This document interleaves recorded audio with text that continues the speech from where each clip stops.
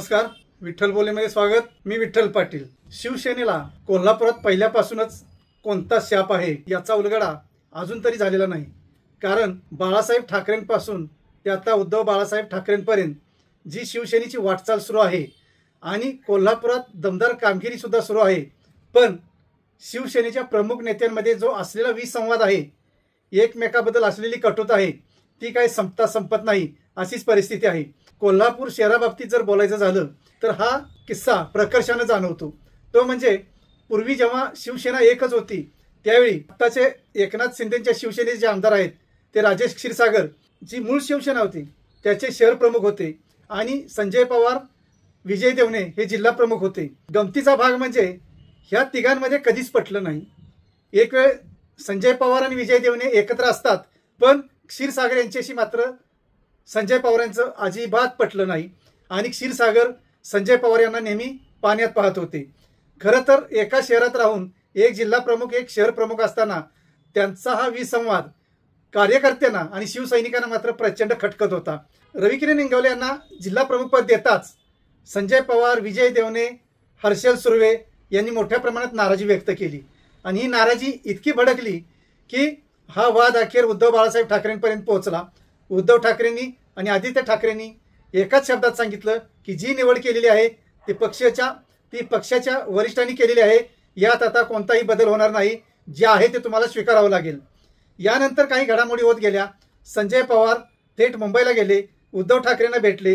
रविकिरण इंगवले यांच्या निवडीनंतर जो पश्चाताप झाला त्यातून आपण राजीनामा देत असल्याचे संजय पवार यांनी सांगितले। याचबरोबर आता आपण उपनेतेपदावर राहणार नाही, पण पक्षाशी एकनिष्ठ राहणार हे सुद्धा सांगितलं। त्यानंतर उद्धव ठाकरे यांनी गेल्याच आठवड्यात प्रमुखांची मुंबईत बैठक घेतली। यात रविकिरण इंगवले होते, संजय पवार होते, विजय देवणे होते, याचबरोबर जिल्ह्यातील अनेक प्रमुख मंडळी या बैठकीला होती। या बैठकीत मनोमिलन झाल्याचं सांगण्यात आलं। त्यानुसार हे सर्वजण आपापल्या गावी परतले आणि रविकिरण इंगवले यांनी कोल्हापूर महापालिकेतील एका घोटाळ्याबाबत एक मोठा मोर्चा काढला। 2 दिवसापूर्वी झालेल्या या मोर्चाचा प्रचंड गाजावाजा झाला। मोर्चामध्ये सहभागी असलेले नागरिक कार्यकर्ते पाहून अनेकांना धडकी भरावी असा हा मोर्चा निघाला। पण या मोर्चावेळी मात्र ना संजय पवार होते ना विजय देवणे होते। दुसरे एक सुनील मोदी हे मात्र रविकिरण इंगवले यांच्याबरोबर या मोर्चात ठाम राहिले, पण संजय पवार फिरकले नाहीत। म्हणून पुन्हा एकदा चर्चा सुरू झालेली आहे की हे मनोमिलन नेमकं कसं झालं, हे मनोमिलन झालेलं आहे का, या नेत्यांच्या बाबतीत नेमका काय प्रकार घडत आहे की ते एकत्र काय येत नाहीत, यांच्यात हेवे दावे असायचं कारण काय, कोणतं असं कारण आहे की यामुळं हे नेते एकत्र येत नाहीत। जेव्हा शिवसेना एक होती त्यावेळी राजेश क्षीरसागर आणि संजय पवार यांच्यातून जसा विस्तव जात नव्हता तोच प्रकार आज रविकिरण इंगवले आणि संजय पवार यांच्या बाबतीत आहे। आज कट्टर शिवसैनिक आहेत जे पहिल्यापासून तळमळीनं शिवसेनेचं कार्य करतायत। बाळासाहेब ठाकरेंपासून आज उद्धव ठाकरेंपर्यंत ज्यांनी शिवसेनेला आपलं तन मन धन मानलं, आपली एकनिष्ठा कायम ठेवली, असे जे कार्यकर्ते आहेत ते म्हणतायत की अरे बाबांनो, तुमचे हेवे दावे आम्हाला त्रासदायक होतात। आम्ही कधीही पदाची अपेक्षा केली नाही, आम्ही कोणत्याही नगरसेवक आमदार पदाची अपेक्षा केली नाही, कोणत्या निवडणुकीत आम्ही उमेदवारी मागितली नाही। आम्ही फक्त भगवा खांद्यावर घेऊनच तुमच्याबरोबर जय महाराष्ट्र, जय भवानी, जय शिवाजी म्हणून आरोळ देत फिरत असतो। आम्ही कशाची अपेक्षा केली नाही, आम्ही एकच अपेक्षा केली, ती म्हणजे शिवसेना वाढावी, शिवसेनेला बळ मिळावं, शिवसेनेनं ताकदीनं पुढे यावं। एकेकाळी कोल्हापूर जिल्ह्यात 6 आमदार 2 खासदार असणाऱ्या या शिवसेनेची आजची परिस्थिती काय आहे या संदर्भात हे पोटतिडकीने बोलतायत। हे शिवसैनिक पोटतिडकीने बोलत असताना या नेत्यांचे कान टोचायचा प्रयत्न करतायत, पण या नेत्यांचे कान मात्र या सामान्य कार्यकर्त्यांना शिवसैनिकांना सापडत नाहीत।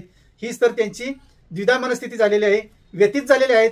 शिवसैनिक, कट्टर शिवसैनिक, कट्टर कार्यकर्ते व्यतीत झालेले आहेत। जे राजेश क्षीरसागर एकनाथ शिंदेबरोबर गेले त्यांना गद्दार म्हणतायत, माजी खासदार संजय मंडलिक एकनाथ शिंदेबरोबर गेले त्यांना गद्दार म्हणतायत, विद्यमान खासदार धैर्यशील माने एकनाथ शिंदेबरोबर गेले त्यांना गद्दार म्हणतायत। या सर्वांना गद्दार म्हणून आम्ही निष्ठावंत म्हणतायत, पण या निष्ठावंत सैनिकांना, या निष्ठावंत शिवसैनिकांना या नेत्यांचे पाठबळ मिळत आहे का, हा खरा मुद्दा आहे। म्हणून अजून सुद्धा वेळ गेलेली नाही, महापालिकेच्या निवडणुका अगदी तोंडावर आलेल्या आहेत। अशा वेळी संजय पवार आणि रविकिरण इंगवले जर एकत्र आले नाहीत तर या उद्धव बाळासाहेब ठाकरेंच्या शिवसेनेला भवितव्य काय असणार, असा एक जोखमीचा प्रश्न पुढे येत आहे। आणि शिवसैनिकांमधूनच हा प्रश्न पुढे येत आहे की तुम्ही एकत्र या, तुम्ही एकत्र येऊन खरी शिवसेनेची मोठ बांधा। खरे शिवसैनिक आहेत ते तुमच्याबरोबरच येतील, पण तुम्हीच जर एक नसाल तर शिवसैनिक चलविचल होणार। सेनापतीच घट्ट नसतील तर सैनिक कसे लढणार हाच मुद्दा पुढे येत आहे आणि हा शिवसैनिकांना आणि उद्धव बाळासाहेब ठाकरेंना सुद्धा खटकत आहे की तुम्ही एकत्र आला नाहीत तर शिवसेनेची जी पाळंमुळं रुजलेली आहेत, खोलवर गेलेली आहेत, ती कुंकूत व्हायला वेळ लागणार नाही. आणि यासाठीच आता पुन्हा एकदा शिवसैनिक मुंबईची वारी करणार आहेत. यात कोणत्याही नेत्यांना घेणार नाहीत. जे कट्टर शिवसैनिक आहेत ते थेट उद्धव ठाकरेंपर्यंत पोहोचणार आहेत, खरी परिस्थिती मांडणार आहेत आणि निवडणुकीच्या तोंडावर पक्ष कसा घट्ट राहील, उद्धव बाळासाहेब ठाकरेंची शिवसेना कशी घट्ट राहील यासाठी प्रयत्न करणार आहेत.